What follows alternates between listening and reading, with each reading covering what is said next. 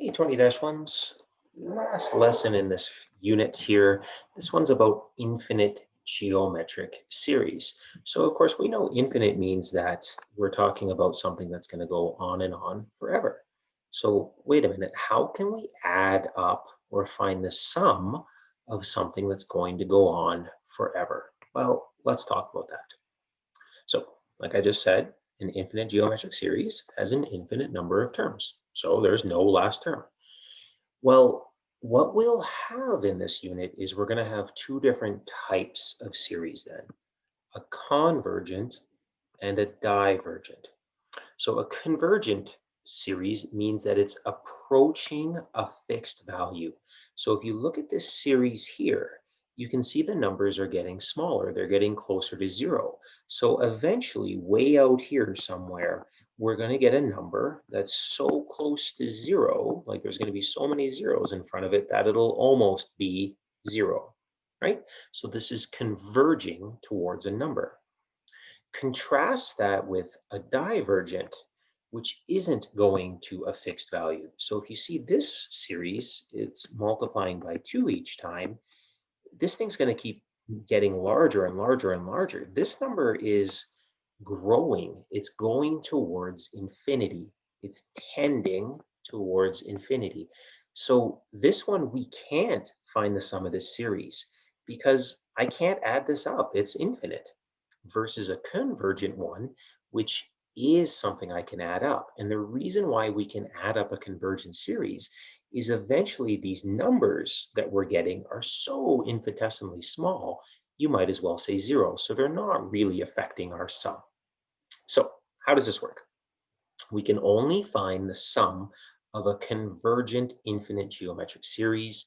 And how do we know we can find the sum of it? When the ratio is between -1 and 1. If the ratio is even just the tiniest bit larger than 1 or -1, so 1.0001, we wouldn't be able to find the sum of the infinite series.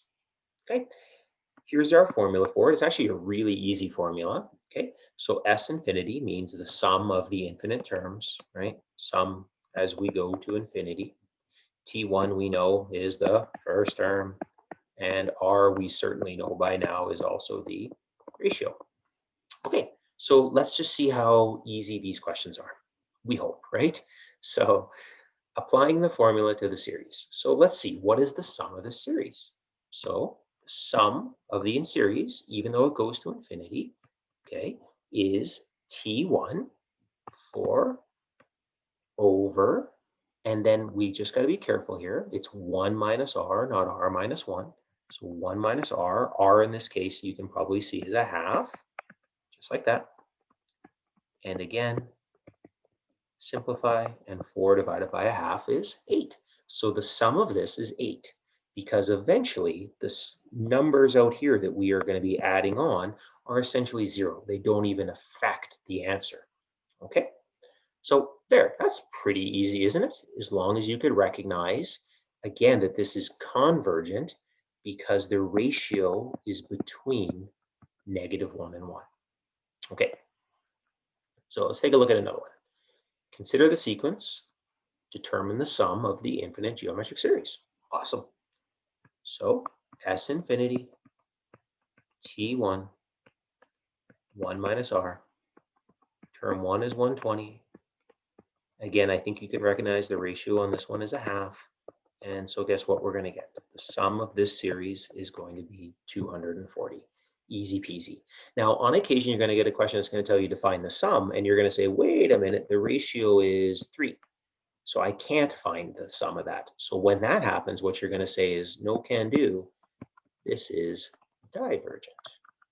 Okay, but not in this question. That would be a separate question. Now, an interesting application of this is when we get a question like this. When we're given a repeating series or number and we're saying find the sum of this series. Okay, well, what I want to do here is I'm like, okay, what does this mean? What does 584 repeating mean? Well, if I write this out, what you get is this. There's your first term. Then your second term would be 3 zeros followed by 584. Your next term would then be 6 zeros, followed by 584, and so on and so forth. Okay, so that's what that looks like, 0.584 repeated. That's what it is a series of decimals. So let's find the ratio. Well, I'm going to take any term and divide it by the previous term, just like that. And when we do so, guess what we're going to find? We're going to find that our ratio is 1 over 1,000, or 0.01. Okay, it makes sense. We're moving the decimal down 1,000th 3 times, right? Every step down that we go. Okay, so now what's the sum of this thing? So sum infinity, t1, 1 minus r,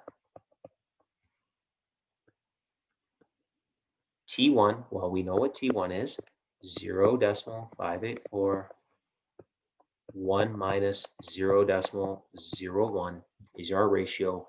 And if we sub that into our calculator, guess what? We're going to get very conveniently that this is 584 over 999. So that's kind of a neat application of an infinite series, that we can take a repetitive decimal and we can turn it into a fraction. There it is, friends. There is infinite series.